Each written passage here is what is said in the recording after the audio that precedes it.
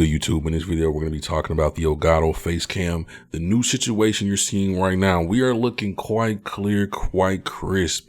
If you're not new to my channel, you know that if you've ever seen this background, it's never looked this clear. Like, I've never looked like this before.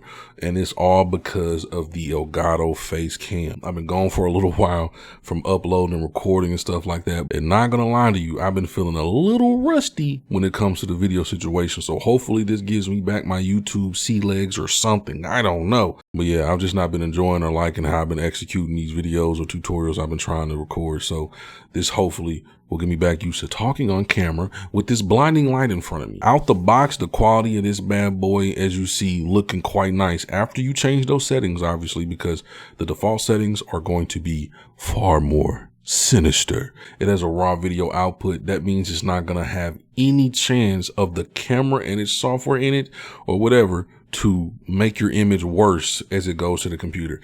It's going to look how it looks from here and then slam it into the computer that exact way with no chance of changing that quality. And it also has a state-of-the-art Sony sensor in this bad boy. It has Elgato flash memory. A lot of people were saying the flash memory wasn't working for them, but it's been working for me. I don't know what's going on. And then it has true HD 60, beautiful, wonderful. Right now you're seeing this at 30 FPS. That's what I stream at. So right now that's what I'm recording at, and it normally works out great for me. So I just leave it on that. And as far as the lens is concerned, it's a 24mm all glass fixed focus lens, and it has a 2.4 aperture. So it's not the most, low light beast of a champion, but it does have a good low light situation since it has that 2.4 aperture. It could be far more worse. If it had like 3 or 4.5, that's really not good at all. So 2.4 and, better, sweet spot. Get too close, the face cam words will get blurry. Pull it back a little bit, start to clear up, start to look nice, start to look delectable. And to be honest, if you're using this for streaming, recording videos at your desk, some Discord stuff, I don't know, maybe some work stuff, this is going to get you right every single time. It's a nice quality camera. It also has an anti-glare lens, and it has an 82-degree field of view.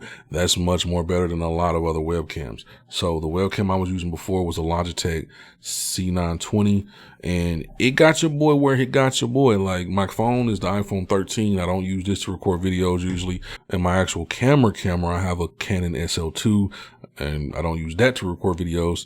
And then as far as cameras go that I use, the webcam situation for these type of videos was the last missing link situation that I wanted to at least somewhat improve the quality. And I feel like this done did it. I feel like this is looking nice and cool. Like, it could be far more worse. Like, I'm loving it so far. Looking pretty snazzy, if I say so myself. But out the box, you get the camera, you get the mount to put it on top of your screen, and you get the cord.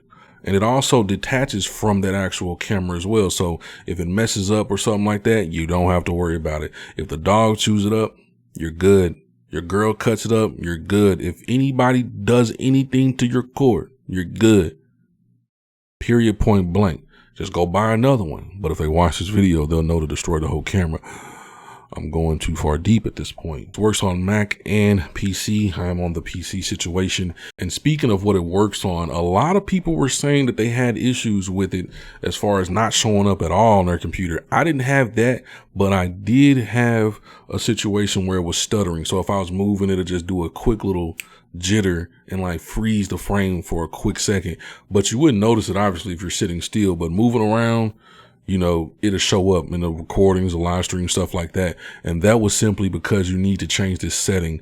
It's the USB transfer mode, transfer rate that it chooses. You come into the settings, the camera hub for the Elgato, and you want to hit the control key, hit this right here. And once you hit that, it's going to pull up the USB transfer mode selection. It will not show this unless you hit control before you click it. So once you get in here, you're going to notice that if you're straight out the box, it's going to have automatic selected. Automatic will work usually. So in my case, it was choosing bulk, and it's going to choose bulk if you have an iMac desktop or if you have a PC desktop. And then it's going to choose this right here if you have an M1 MacBook or something like that. And if you have a Microsoft Surface, it's going to choose this as well. So in my head, I was like, well, if it's going to choose that for these, like I literally was looking around on the internet so long for just how to fix this thing. I was like, I don't want to send it back, but I couldn't keep it if it wasn't working. Like there's no point. If it wasn't working for me, just because it looks clear, I couldn't keep it. I was going to have to get rid of it. So I'm glad that I finally figured out that this is a change that you can make in settings. And I didn't even find it on none of the forums. So it's like, what in the world? It's people to this day still struggling with trying to get this situation situated. So hopefully they might watch this video. I don't know. Or maybe I might be nice and go back to those forums and tell them about this. Probably not. But a lot of people were buying a new cord. They were saying a cord changed everything, how it worked, how it performed. I think that cord, the only reason why it worked, I think it was because it was just able to know to put it in the right choice. That's all I think that was doing. And once you choose one of these choices, it'll reboot the camera, put it in the other choice, and then you'll be perfectly fine. And I'm not going to be talking about my settings right now. Don't copy these. It's based on what you have as far as your lighting situation goes, whether or not, it's going to look right. So I'm going to do a different video talking about my settings and how I do them, but this isn't that. This has just been me giving my opinions and thoughts on the camera. If you need an upgrade for your webcam, try it out. It's going to get you right. I promise. Just make sure you give it a good amount of light in front of you. As you can see, the green screen situation is looking magnificent, looking cool, looking nice. And so far so good. It's working perfectly. So 10 out of 10 recommend. Elgato did that thing. And as of right now, this is the best webcam you can get. And I feel like it's going to be like that until someone else knocks them out of the race. But I feel like they'll just come back with a better one day.